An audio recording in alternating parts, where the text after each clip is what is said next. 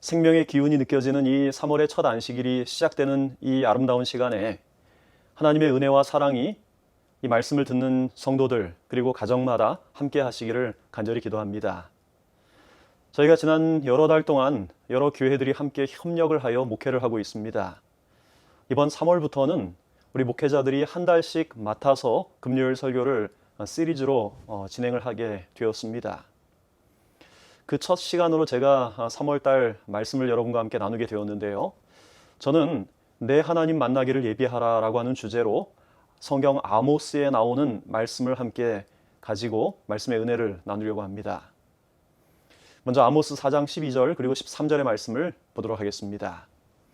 그러므로 이스라엘아 내가 이와 같이 내게 행하리라. 내가 이것을 내게 행하리니 이스라엘아 내 하나님 만나기를 준비하라. 보라 산들을 지으며 바람을 창조하며 자기 뜻을 사람에게 보이며 아침을 어둡게 하며 땅의 높은 데를 밟는 이는 그의 이름이 만군의 하나님 여호와시니라. 아멘. 지난 2월 중순경에 북미 지역에 최악의 한파가 불어닥쳤습니다. 그 한파로 인해서 미국 본토의 전체 면적 75%가 눈에 덮였습니다. 특별히 선벨트라고 불리는 미국 남부 지역의 온도가 섭씨 영하 20도까지 내려가면서 같은 시각 알래스카의 페어뱅크스보다 더 낮은 온도를 기록했습니다.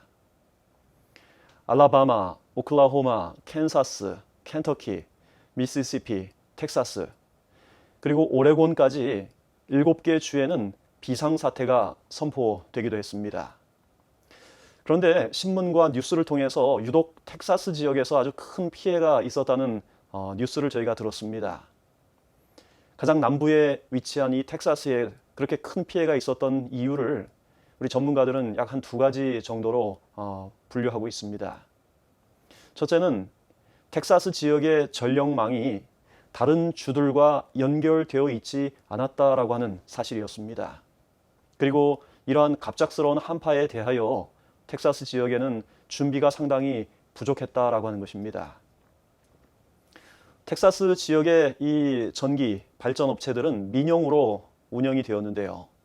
그 민간 발전 업체들이 국가 단위의 어떤 전력망에 연결이 될 경우에 그들에게 오게 되는 어떤 연방 정부의 각종 규제, 그 규제를 그들이 회피하기 위해서 자신들의 전력망을 따로 구축하여 텍사스 인터커넥션이라고 하는 그 전력망을 독립적으로 구축을 한 것입니다. 그래서 그들은 고의적으로 다른 주들과 전력망을 연결시키지 않고 함께 공유하지 않은 것입니다. 텍사스 주가 이런 배짱을 부릴 수 있었던 이유가 있었습니다. 그것은 바로 텍사스에는 아주 풍부한 석유와 가스가 매장이 되어 있었습니다. 그리고 이것을 이용한 안정적인 발전이 가능했던 것입니다. 2019년 기준으로 미국 전체 GDP의 약 10%를 텍사스가 차지하고 있었습니다. 이 금액은 만약 텍사스를 하나의 독립된 국가로 가정할 때 전 세계 규모의 10번째에 해당되는 아주 큰 규모로 한국 전체의 GDP보다도 더 큰 액수입니다. 아시는 대로 텍사스는 그 면적에 있어서도 미국 본토에서 가장 큰 이 주이기도 하지요. 다시 말해서 텍사스는 아쉬울 것이 없었던 것입니다. 그들 스스로 이런 어려움을 이길 수 있다라고 생각을 했던 것이죠.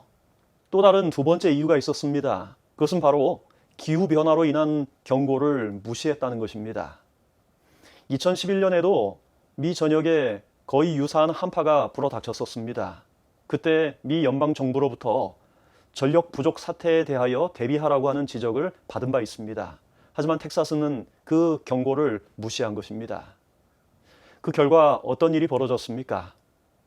지난 2월 한때 한 500만 가구의 전기 공급이 텍사스에서 중단이 되었습니다.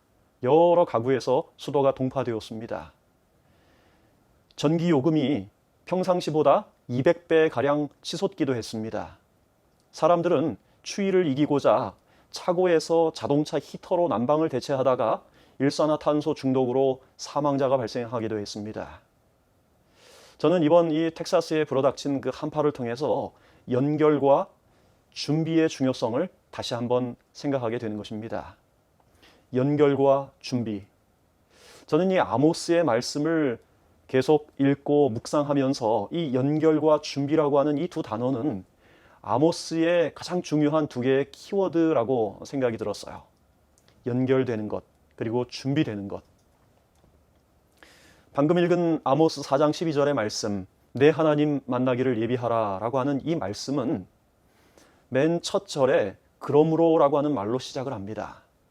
그러므로 이 말씀은 바로 앞의 내용에 전술된 여러 이 말씀들에 대한 결론 부분에 해당된다라고 하는 것이죠. 그렇다면 그 앞에 어떤 내용들이 적혀 있을까요? 먼저 이 아모스라고 하는 성경의 어떤 배경을 좀 살펴보도록 하겠습니다. 아모스 1장 1절에 유다 왕 우시아의 시대, 곧 이스라엘 왕 요아스의 아들 여로보암 시대에 라고 적고 있어요. 남방 유다의 우시아 왕은 BC 767년부터 750년까지 통치했던 왕의 시대였습니다. 그리고 북방 이스라엘의 여로보암 2세는 BC 782년부터 BC 753년까지 통치했던 왕입니다. 그런데 이 우시아와 여로보암 시대의 이 시대는 두 나라 모두 아주 번영했던 그런 시대였습니다. 여로보암 2세 때 이스라엘은 그 세력이 절정에 달했습니다. 아람이라고 하는 나라를 정복했습니다. 그리고 통일 왕국 시대에 원래 북방 국경선까지 그들의 영토를 확장한 것입니다. 남방 유다 역시 우시아 시대에 매우 강성했어요. 에돔과 블레셋이라고 하는 나라를 정복했고 암몬이라는 나라를 복속시켰습니다. 왕은 농업과 국내 치안 기술을 장려했습니다. 그리고 크고 강한 군대를 양성했어요. 예루살렘을 튼튼하게 요새화시켰습니다. 이런 외적인 번영이 유다와 이스라엘을 죄악과 방탕으로 이끌게 된 것입니다. 그들은 겉보기에는 매우 강성했지만 그들의 속은 영적으로 매우 타락했던 것이죠. 도시의 규모는 급속도로 비대해졌고 재판관들은 부정직하고 관리들은 부패했습니다. 선한 일, 옳은 일들은 비웃음거리가 되었고 협박과 범죄, 그리고 계층 간의 갈등은 어디에서나 볼 수 있었습니다. 여인들은 사치하고 값비싼 옷을 입었습니다. 사람들은 술을 탐닉함으로 범죄와 폭행이 난무해졌어요. 부도덕이 만연하고 근친상간이 아주 공공연하게 자행되었습니다. 절도와 살인이 도처에서 일어났습니다. 많은 백성들이 그들이 하나님을 믿는다고 자부를 했지만 정작 그들의 삶은 하나님을 부인하는 삶이었습니다. 다양한 형태의 종교 의식들이 사람들의 관심을 끌었지만 그들의 마음속에는 자아 숭배가 뿌리 깊게 자리 잡고 있었습니다. 이런 당시 시대적인 배경은 오늘날과 매우 유사한 것입니다. 우리가 사는 이 시대의 오늘날도 물질 만능주의와 쾌락주의, 그리고 부도덕과 방종, 성적인 타락이 너무나 만연한 그런 시대인 것이죠. 2015년 한국의 초중고생 약 1만 1천 명을 대상으로 조사를 했습니다. 그런데 고등학생 56%가 현금 10억을 주면 죄 짓고 감옥을 가도 된다라고 응답을 한 것입니다. 돈이 많으면 죄를 짓는 일이 아무렇지도 않다는 것이죠. 감옥 가서 살아도 괜찮다는 것이죠. 윤리와 도덕 대신 돈이 더 중요하다는 것이죠. 2015년에 이런 통계가 나왔다면 아마 지금은 더 할 것이라고 저는 생각합니다. 사람들의 윤리의식, 도덕의식, 성적인 이 인식이 점점 희박해져 가고 하나님의 말씀은 점점 무시를 받고 땅에 떨어지는 것입니다. 일반 세상만 그럴까요? 교회도 그렇습니다. 거룩함이 상실되고 영적인 가치가 땅에 떨어진 시대가 바로 오늘날이지요. 사도 바울이 디모데에게 보내는 편지에서 말세에 고통하는 때가 이르리니 사람들은 자기를 사랑하고 돈을 사랑하고 쾌락을 사랑하고 경건의 모양은 있지만 경건의 능력은 부인하는 시대가 바로 오늘 우리의 시대인 것입니다. 그러므로 아모스 시대의 영적인 모습은 바로 사도 바울의 그 초대 교회 당시의 모습이었고 그 모습은 똑같이 오늘 우리가 살아가는 이 세상의 모습이라고 하는 것입니다. 바로 이런 때 아모스가 부름을 받았습니다. 성경에 의하면 그는 선지자도 아니었어요. 그리고 교육받은 어떤 지식인도 아니었습니다. 그는 유다의 드고아라고 하는 시골에서 양을 치고 뽕나무를 재배하던 아주 평범한 사람이었습니다. 그런 그가 베델의 우상 숭배의 그 센터인 베델로 부름을 받은 것입니다. 왜 그랬을까요? 아모스의 이름의 뜻처럼 그가 마음속에 짐을 지고 있었기 때문이었습니다. 영적으로 기울어가는 시대에 하나님의 복음으로 그 마음에 부담이 있었던 것입니다. 마음에 짐을 지고 있었던 거예요. 평범했던 그가 마음의 부담을 갖고 하나님 앞에 기도할 때 하나님의 말씀이 그에게 임한 것입니다. 여러분, 성경은 하나님께서는 결코 능력 있고 탁월한 사람을 쓰시지 않고 평범하지만 그러나 마음이 하나님을 향하여 진실된 사람들을 통하여 하나님의 놀라운 일을 행하신다고 성경은 말씀합니다. 중국 춘추 전국시대 때 초라한 옷을 입은 한 젊은이가 조나라의 사상가였던 공손룡을 찾아가서 제자가 되기를 청했습니다. 그때 공손룡이 물었습니다. 자네는 어떤 재주를 가지고 있는가? 그러자 그 사람은 쩌렁쩌렁 울리는 목소리로 대답을 했습니다. 저는 목청이 좋습니다. 그래서 누구보다도 큰 목소리로 외칠 수 있습니다. 라고요. 그러자 주위에 있던 이 공손룡의 제자들이 비웃기 시작했어요. 하지만 공손룡은 제자들에게 이렇게 말을 했습니다. 너희들 중에 이 사람보다 더 큰 목소리를 지를 수 있는 사람이 있는가? 그러자 모두가 조용했습니다. 공손룡은 그 사람을 제자로 받아들였습니다. 그리고 얼마 뒤에 그 공손룡과 그 일행은 사절단을 이끌고 연나라로 가게 되었어요.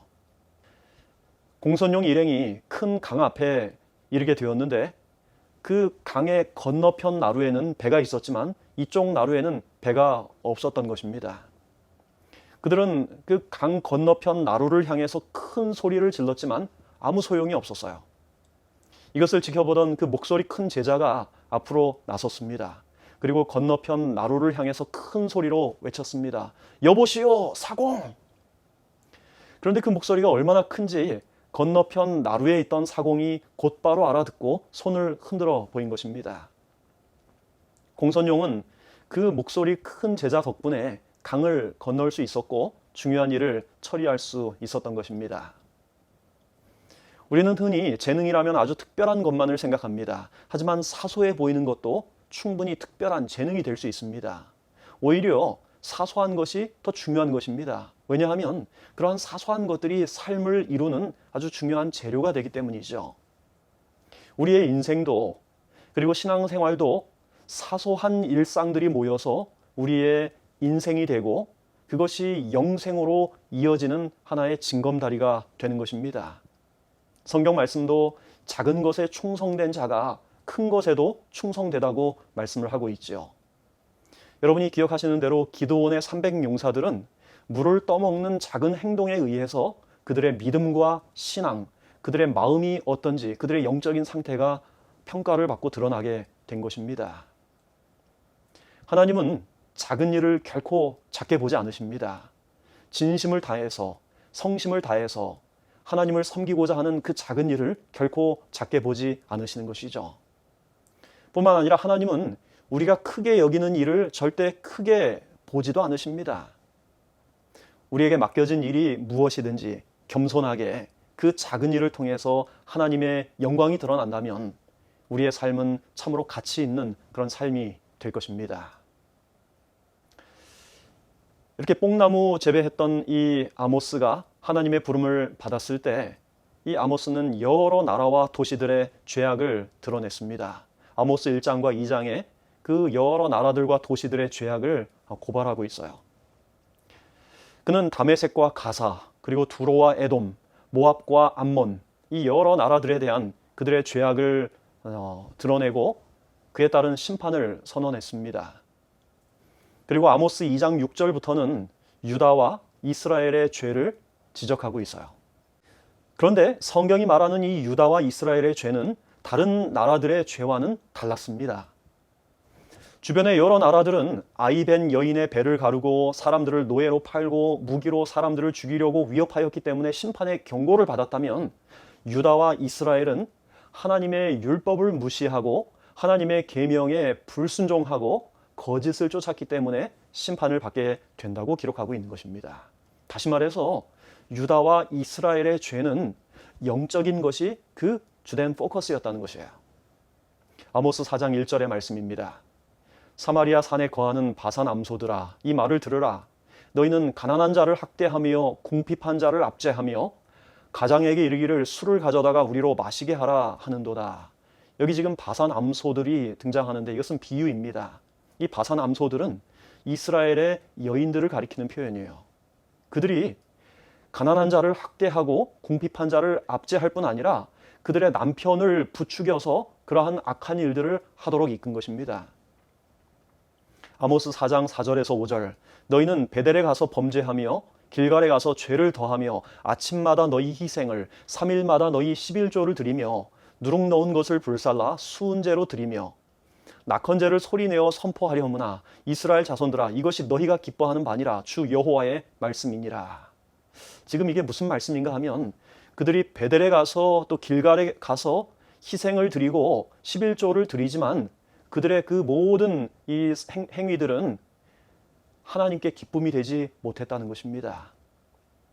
그들은 신앙의 모습은 갖고 있었지만 그것이 하나님이 아닌 자기들을 기쁘게 하는 그런 행위였다고 아모스가 지금 고발하는 것이죠.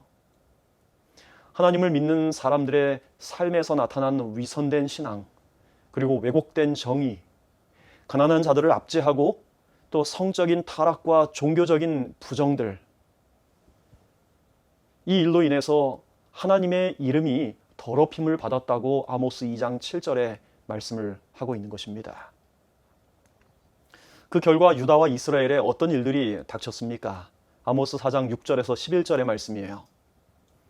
6절, 내가 너희 모든 성읍에서 너희 일을 깨끗하게 하며 너희의 각 처소에서 양식이 떨어지게 하였으나 너희가 내게로 돌아오지 아니하였느니라. 9절, 내가 곡식을 마르게 하는 재앙과 깐부기 재앙으로 너희를 쳤으며 팥중이로 너희의 많은 동산과 포도원과 무화과나무와 감람나무를 다 먹게 하였으나 너희가 내게로 돌아오지 아니하였느니라.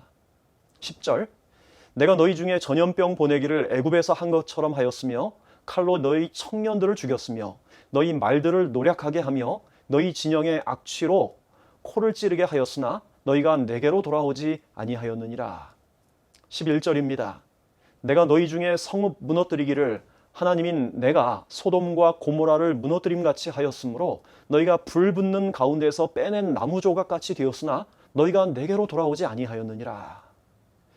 지금 이 기록된 말씀들은 점점 강도가 세지는 것을 우리에게 보여줍니다. 양식이 떨어지고 물이 떨어지고 그 다음에 삶의 근간이 되는 포도원이 망가지고 생계가 망가지는 것입니다. 그리고 더 나아가서 생명에 타격이 오는 것이죠. 하나님은 이 과정에서 사람이 하나님께로 돌아오기를 간절하게 바라고 계시는 것입니다. 그들이 불에서 꺼낸 그슬린 나무 조각처럼 될지라도 하나님은 그들에게 생명을 주시기를 간절하게 바라고 계시는 것이에요. 그런데 계속 반복되는 말씀은 그런데 너희가 내게로 돌아오지 않았다라고 기록하고 있는 것입니다. 그 결과 어떤 일이 벌어졌습니까? 아모스 5장 3절과 4절에 있는 말씀을 제가 읽겠습니다. 주 여호와께서 이와 같이 말씀하시되 이스라엘 중에서 1000명이 행군에 나가던 성읍에는 100명만 남고 100명이 행군에 나가던 성읍에는 10명만 남으리라 하셨느니라. 여호와께서 이스라엘 족속에게 이와 같이 말씀하시기를 너희는 나를 찾으라 그리하면 살리라. 아멘.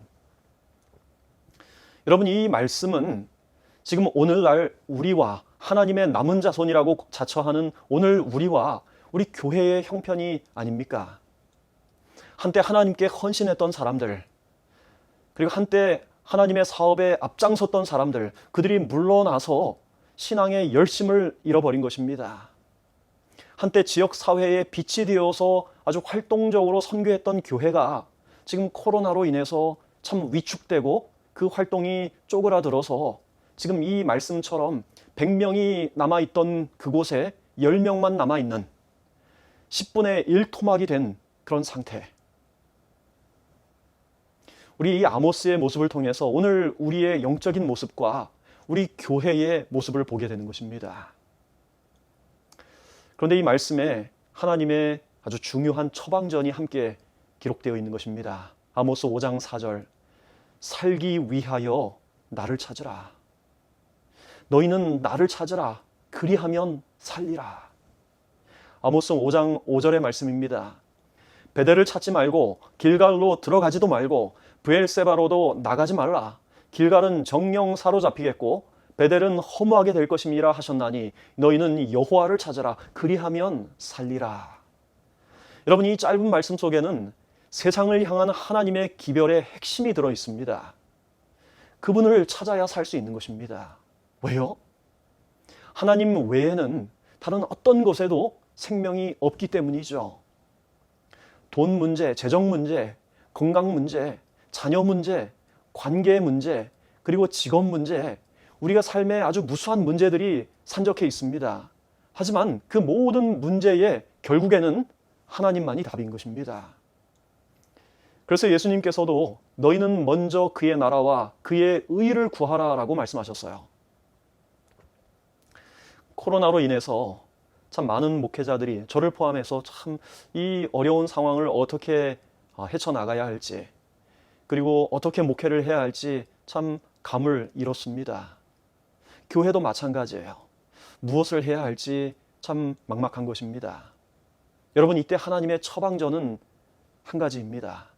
그것은 바로 너희는 여호와를 찾으라. 그리하면 살겠다라고 하는 것입니다. 하나님을 구해야 하는 것입니다. 왜요? 아모스 5장 8절의 말씀입니다. 묘성과 삼성을 만드시며 사망의 그늘을 아침으로 바꾸시고 낮을 어두운 밤으로 바꾸시며 바닷물을 불러 지면에 쏟으시는 이를 찾으라. 그의 이름은 여호와시니라. 아멘. 지금 이 말씀 가운데에서 하나님은 묘성과 삼성을 만드신 분이라고 말씀하셔요. 사망의 그늘을 아침으로 바꾸실 뿐 아니라 낮을 어두움으로 바꾸실 수 있는 그런 분이시라고 말씀하십니다. 그분을 찾으라 말씀하셔요. 왜냐하면 그의 이름은 여호와, 스스로 계신 분, 영원히 존재하시는 분이라고 말씀하시는 것이죠. 영어 성경은 이 묘성을 플레이아데스라고 번역을 하고 있어요. 그리고 삼성을 오리온으로 번역합니다. 지금 이 말씀과 비슷한 말씀이 욥기 38장 31절에 나옵니다. 내가 묘성을 메어 떨게 되게 하겠느냐? 삼성의 띠를 풀겠느냐? 여러분이 황소 자리에 있는 플레이아데스라고 하는 이 성단은 매우 특별한 성단입니다. 일반적인 다른 산계 성단, 오픈 클러스터들과는 달리 이 플레이아데스는 개개의 별의 운동 에너지가 성단의 그 중력의 속박을 극복할 수 없어서 그것이 함께 묶여 있는 것입니다. 반대로 오리온 성자는 그것을 묶고 있는 어떤 중력적인 속박이 점점 느슨해져서 바깥쪽으로 팽창을 하고 있는 것입니다.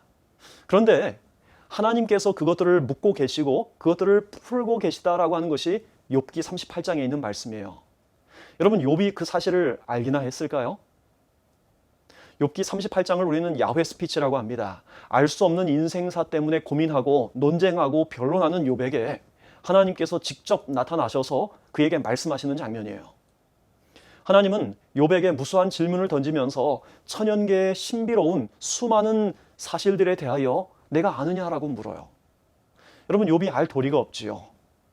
하나님은 드고와 들판에서 뽕나무를 재배하던 그 평범한 사람 아모스에게 그 엄청난 진리, 하늘의 진리를 지금 공개하고 계시는 것이에요. 여러분, 우리의 인생의 문제가 플레이아데스처럼 그리고 오리온처럼 복잡하게 얽혀 있어도 그것을 풀어주시는 분은 바로 하나님이십니다. 그분 안에만 생명과 희망이 있습니다. 의료선교 7쪽에 있는 말씀이에요. 우리의 생명은 예수께로부터 주어진다. 그분 안에 있는 생명은 빌어오거나 파생되지 아니하고 고유한 생명이다. 생명의 근원이신 그분으로부터 흘러나온 생명이 우리 속에서 시내처럼 흐른다. 우리는 생명의 시여자로부터 생명을 받았으며 다시 그분께 돌려드린다. 우리의 생명이 그리스도와 더불어 하나님 안에 감추인 바 되면 그리스도께서 나타나실 때 우리도 그분과 함께 영광 중에 나타날 것이다. 2021년 1월호 예수 바라기에 소개된 고 최성훈 목사님에 관한 글이 있어서 함께 소개하겠습니다. 이 목사님이 일제시대 때 북청 지역을 맡아서 여러 교회를 돌볼 때 단성군 상농면이라고 하는 그 산골에 우리 한 재림교회가 있었습니다. 그곳의 교인들은 마치 왈덴스인들처럼 정말 순수하게 신앙을 하고 어려운 중에서도 아주 신실하게 믿음을 유지하는 그런 이 성도들이었습니다. 그 상농면의 재림교회에 렴효훈 씨라고 하는 그 가정이 있었습니다. 당시는 광복 직전이었기 때문에 일본이 전쟁 막바지에 도달하자 식량을 공출해 갔습니다. 그래서 이 전국에서 식량난에 굶주리는 사람들이 속출한 것입니다. 이 렴효훈 씨가 사는 곳도 마찬가지였습니다. 겨우 촉은 목피로 사람들이 연명하는 상황이었습니다. 그해 봄에 먹지 못해 굶어 죽은 사람이 상농면에서만 300명에 달했습니다. 이런 위기에서 산에 있는 소나무 껍질을 벗겨 먹다 못해 그 속 껍질까지 삶아 먹을 지경이 되었어요. 여러 날 굶고 또 죽을 날만 기다리던 그 렴효훈 씨 가족도 먹지 못해서 온 몸이 퉁퉁 부어올랐습니다. 속수무책인 가운데 온 가족이 굶어 죽게 된 처지에서 하나님께 간절하게 기도했습니다. 주님 뜻이면 어떤 방법으로든 우리 가족을 살려주십시오. 이 기도를 가족들이 함께 마친 후에 막내 아들이 이렇게 말을 했습니다. 우리가 이렇게 우두커니 앉아서 굶어 죽을 게 아니라 제가 좀 나가서 돌아보고 오겠습니다. 그 막내 아들은 쌀을 이는 그 바가지 하나와 삽 그리고 호미를 들고 계곡을 따라 올라가다가 너무 기진맥진해서 물이 고여있는 웅덩이 옆에 주저앉았어요. 거기 주저앉아서 바가지에 모래를 담아서 쌀을 잃듯이 잃어보는데 그 바가지에 뭔가 이렇게 걸리는 게 있었습니다. 그것을 모아서 집에 돌아와 아버지께 보여주니 그것이 모래 속에 있는 사금이었습니다. 이 금을 시내에 있는 금방에 가서 바꿔보니 쌀 2마를 살 수 있는 그 금액이 된 것입니다. 이렇게 그 가족이 굶어 죽을 위기에서 벗어나게 되었어요. 가족이 다시 그 웅덩이에 가서 모래를 또 잃어보니 사금이 계속 나온 것입니다. 이렇게 해서 그 가을 핵곡식이 날 때까지 가족이 먹고 살 만큼의 사금이 매일매일 바가지에 걸려 나온 것입니다. 근데 참 놀라운 것은 핵곡식이 나기 시작하니 매번 갈 때마다 조금씩이라도 나오던 그 사금이 더 이상 나오지 않은 것이에요. 고 최성훈 목사님이 그 가정을 방문한 다음 떠나려고 할 때 그 렴효훈 씨가 장롱 속에서 조그만 종이에 쌓은 아주 콩알보다도 조금 더 큰 알맹이 하나를 꺼내 놓으면서 이렇게 말을 했습니다. 우리가 기아선상에 있을 때 우리를 먹여 살리기 위해서 하나님께서 주신 금 중에서 11조를 떼어 놓은 것입니다. 여러분, 인생의 위기의 순간에 하나님께 구하는 사람은 그 생명을 하나님께서 보호하십니다. 오늘 여러분이 직면한 여러 문제와 도전 앞에서 우리의 삶을 주관하시고 우리를 돌보시는 창조주 하나님, 하늘의 그 놀라운 이 천체를 운행하시고 그 묘성을 묶으실 뿐 아니라 삼성의 띠를 푸시는 그 하나님께서 여러분의 삶을 돌보심을 기억하게 되기를 바랍니다. 먼저 하나님을 여러분 삶 속에 제일 우선순위로 구하게 되기를 간절히 바랍니다. 문제가 크면 클수록 그분께 더 매달리고 나아가게 되기를 바랍니다. 그래서 오늘 이 말씀을 듣는 저와 여러분 모두가 우리 삶 속에 개입하시고 우리를 돌보시는 하나님의 그 놀라운 섭리를 날마다 보게 되기를 바라면서 오늘 말씀을 마치겠습니다. 함께 기도하겠습니다. 사랑의 아버지 하나님, 내 하나님 만나기를 예비하라 말씀하시는 우리 사랑의 아버지, 오늘 우리의 형편이 아모스 시대의 형편과 조금도 다르지 않음을 고백합니다. 종교적인 행위는 하지만 그러나 우리 마음속에 참 생명이 없는 것을 우리가 고백합니다. 오 아버지, 우리에게 생명을 주시기 원하시는 하나님, 그 하나님 바라보며 간절하게 찾을 수 있도록 인도하여 주시옵소서. 우리의 삶을 눈동자같이 돌보시는 사랑의 아버지 하나님, 우리의 삶의 모든 문제를 주님께 맡기고 주님 온전히 신뢰하면서 끝까지 믿음에 충성된 주님의 자녀들 되도록 인도하여 주시옵소서. 예수님의 이름으로 간절히 기도합니다. 아멘.